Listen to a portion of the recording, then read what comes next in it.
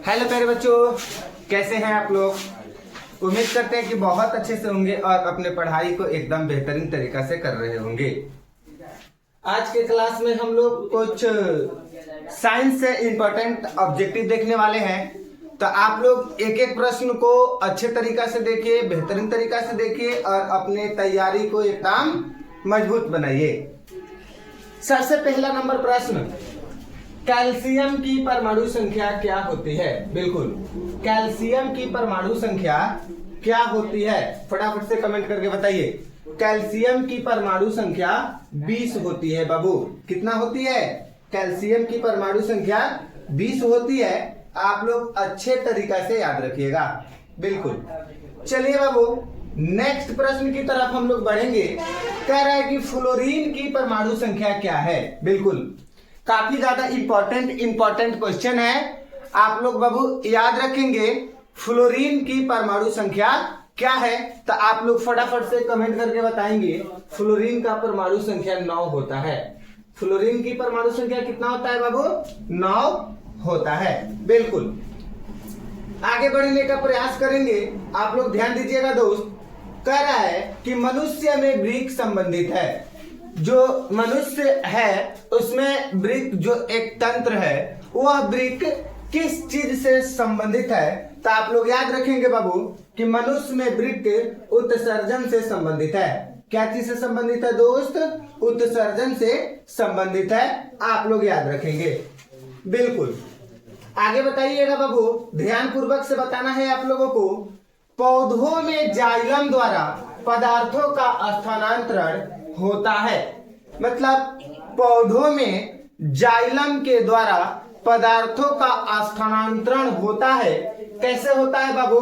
तो ऊपर की ओर होता है। कहां पे होता है? ऊपर की ओर होता है। आप लोग याद रखेंगे। बिल्कुल, क्या बात है। चलिए आगे बताइएगा दोस्त, ध्यान से बताना है। कह रहा है कि अमीबा अपना भोजन किसके द्वारा पकड़ता है। जो अमीबा है काफी ज्यादा 2025 के लिए काफी ज्यादा इंपॉर्टेंट है। अमीबा अपना भोजन, अपना क्या चीज बाबू? भोजन। अमीबा अपना भोजन किसके द्वारा पकड़ता है? आप लोग फटाफट से बता देंगे किसके द्वारा पकड़ता है। तो अमीबा अपना भोजन बाबू कूटपाद के द्वारा पकड़ता है। किसके द्वारा पकड़ता है? तो कूटपाद के द्वारा पकड़ता है। आप लोग याद रखेंगे, कूटपाद के द्वारा अमीबा अपना भोजन को पकड़ता है। आप लोग याद रखेंगे। बिल्कुल, आगे बताइएगा बाबू। कह रहा है खुला परिसंचरण तंत्र पाया जाता है। बिल्कुल, खुला परिसंचरण तंत्र किसमें पाया जाता है? ऑप्शन आप लोगों को दिया है, मनुष्य में, घोड़े में, काकरोच में, स्त्री में। तो आप लोग फटाफट से कमेंट करके बता दीजिए बाबू, खुला परिसंचरण तंत्र काकरोच में पाया जाता है। किसमें पाया जाता है बाबू? खुला परिसंचरण तंत्र काकरोच में पाया जाता है। आप लोग अच्छे तरीका से याद रख लीजिएगा। बिल्कुल, आगे बताइएगा दोस्त, ध्यान से बताना है।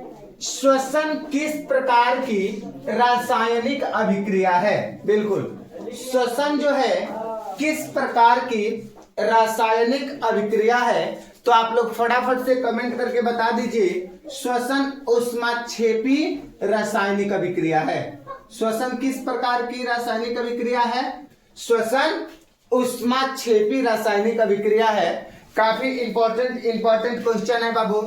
आप लोगों को अच्छे से याद रखना है, बेहतरीन तरीका से याद रखना है कि नहीं। आप लोग चैनल पे नए हैं तो सब्सक्राइब कीजिए, अपने दोस्तों के पास में शेयर कीजिए और वीडियो को लाइक जरूर कीजिएगा। ठीक है, चलिए आगे बताइएगा, ध्यान से बताइएगा। कह रहा है कि रक्त में ऑक्सीजन का वाहक है। बिल्कुल, रक्त में ऑक्सीजन का वाहक है तो हीमोग्लोबिन है। कौन है बाबू? हीमोग्लोबिन है। याद रखिएगा, हीमोग्लोबिन है। आप लोग याद रखेंगे। बिल्कुल, आगे बढ़ने का प्रयास करेंगे बबुआ, ध्यान से देखना। जीवन की एक महत्वपूर्ण विशेषता है। बिल्कुल बाबू, बताएंगे आप लोग कि जीवन की एक महत्वपूर्ण विशेषता क्या है? तो जीवन की महत्वपूर्ण विशेषता बाबू वृद्धि करना है। क्या है दोस्त? जीवन की महत्वपूर्ण विशेषता वृद्धि करना है। आप लोग अच्छे तरीका से याद रखेंगे। बिल्कुल। आगे बताइएगा बाबू, ध्यान से, ध्यान पूर्वक बताइएगा। मानव गुर्दे का आकार होता है। बिल्कुल। जो मानव के जो गुर्दे होते हैं, मानव का जो गुर्दा होता है, उस गुर्दा का आकार कैसा होता है? मानव गुर्दे का आकार कैसा होता है? तो मानव गुर्दे का आकार सेम के बीज का आकार का होता है। किसका आकार का होता है? सेम के बीज के आकार का होता है। आप लोग याद रखेंगे। बिल्कुल। आगे बताइएगा, वाष्पोत्सर्जन कैसी प्रक्रिया है? वाष्पोत्सर्जन जो है कैसी प्रक्रिया है? वाष्पोत्सर्जन कैसी प्रक्रिया है बाबू? तो वाष्पोत्सर्जन भौतिक प्रक्रिया है। कैसी प्रक्रिया है? भौतिक प्रक्रिया है। आप लोग याद रखेंगे। बिल्कुल। आगे बढ़ने का प्रयास करेंगे बाबू। आप लोग अच्छे तरीका से बताइएगा। कह रहा है प्रश्न हम लोगों को कि किण्वन क्रिया पाई जाती है। बिल्कुल। जो किण्वन की क्रिया है, वो किण्वन की क्रिया किसमें पाई जाती है? तो किण्वन की क्रिया ईस्ट में पाई जाती है। किसमें पाई जाती है बाबू किण्वन की क्रिया? किण्वन की क्रिया ईस्ट में पाई जाती है। आप लोग अच्छे तरीका से याद रखेंगे। बिल्कुल। नेक्स्ट देखिएगा बाबू, क्या कह रहा है? कह रहा है कि प्रकाश संश्लेषण की क्रिया में उत्पन्न होता है। बिल्कुल। प्रकाश संश्लेषण की क्रिया में उत्पन्न होता है। क्या उत्पन्न होता है? तो प्रकाश संश्लेषण की क्रिया में कार्बोज उत्पन्न होता है। प्रकाश संश्लेषण की क्रिया में क्या उत्पन्न होता है? तो प्रकाश संश्लेषण की क्रिया में कार्बोज उत्पन्न होता है। आप लोग याद रखेंगे। बिल्कुल। आगे बताएंगे मेरे दोस्त, ध्यान से बताना आप लोग। कह रहा है पीत रस कहां से स्रावित होता है? बताइए। काफी आसान है। आप लोग एकदम आसान है कि नहीं? एकदम आसान है कि पीत रस कहां से स्रावित होता है। तो आप लोग याद रखेंगे बाबू, पीत रस यकृत से स्रावित होता है। पीत रस कहां से स्रावित होते हैं? तो पीत रस यकृत से स्रावित होते हैं। आप लोग अच्छे तरीका से याद रखिएगा, है कि ना बाबू? चलिए आगे बताएंगे बाबू, ध्यान पूर्वक से बताना है। कह रहा है समतल 15 नंबर, समतल दर्पण द्वारा बना प्रतिबिंब होता है। मतलब कि जो समतल दर्पण के द्वारा जो प्रतिबिंब बने होते हैं, वे प्रतिबिंब कैसे होते हैं? तो समतल दर्पण के द्वारा बने प्रतिबिंब काल्पनिक होते हैं। कैसे होते हैं बाबू? काल्पनिक होते हैं। समतल दर्पण के द्वारा बने प्रतिबिंब कैसे होते हैं? तो काल्पनिक होते हैं। आप लोग एकदम अच्छे तरीका से याद रखिएगा। ठीक है। सरल सूक्ष्मदर्शी में किसका उपयोग होता है? बिल्कुल। जो सरल सूक्ष्मदर्शी होते हैं, सरल सूक्ष्मदर्शी में किसका उपयोग होता है बाबू? तो उत्तल लेंस का उपयोग होता है। किसका उपयोग होता है? सरल सूक्ष्मदर्शी में उत्तल लेंस का उपयोग होता है। आप लोग अच्छे तरीका से याद रखेंगे। बिल्कुल। आगे बताइएगा। कह रहा है कि निम्नलिखित में से किस लेंस को अपसारी लेंस कहते हैं? बिल्कुल। यानी कि निम्नलिखित में से किस लेंस को हम लोग अपसारी लेंस कहते हैं? तो अवतली लेंस को हम लोग अपसारी लेंस कहेंगे। आप लोग अच्छे तरीका से याद रखिएगा, है कि ना बाबू? चलिए उसके बाद में आगे बताने का प्रयास करेंगे। आप लोग एकदम अच्छे तरीका से बताइएगा बाबू। कह रहा है कि प्रकाश के अपवर्तन के कितने नियम हैं? बिल्कुल। प्रकाश के अपवर्तन के कितने नियम है? तो आप लोग याद रखेंगे बाबू, प्रकाश के अपवर्तन के 2 नियम होते हैं। कितने नियम होते हैं? 2 नियम होते हैं। प्रकाश के अपवर्तन के कितने नियम होते हैं? 2 नियम होते हैं। आप लोग याद रखेंगे। बिल्कुल। आगे बताने का प्रयास करेंगे दोस्त। कह रहा है किस दर्पण द्वारा प्रतिबिंब सीधा एवं छोटा होता है? किस दर्पण के द्वारा प्रतिबिंब सीधा एवं छोटा होता है तो उत्तल दर्पण के द्वारा प्रतिबिंब सीधा एवं छोटा होता है। उत्तल दर्पण के द्वारा प्रतिबिंब सीधा एवं छोटा होता है। आप लोग अच्छे से याद रखेंगे, बिल्कुल। चलिए आगे बता दीजिएगा बाबू। कह रहा है समतल दर्पण द्वारा बना प्रतिबिंब हमेशा, मतलब कि जो समतल दर्पण के द्वारा जो प्रतिबिंब बने होते हैं वो हमेशा काल्पनिक होते हैं। 20 नंबर का क्या होते हैं? हमेशा काल्पनिक होते हैं। आप लोग अच्छे से याद रखिएगा। चलिए आगे बताइएगा दोस्त, अच्छे तरीका से बताइएगा। कह रहा है काल्पनिक प्रतिबिंब होता है। काल्पनिक प्रतिबिंब हमेशा क्या होता है? तो क्या होता है? 21 नंबर को बढ़िया से देख के बताइए। 21 नंबर का क्या होता है कि नहीं? काल्पनिक प्रतिबिंब हमेशा है कि नहीं क्या होता है? तो काल्पनिक होता है। क्या होता है?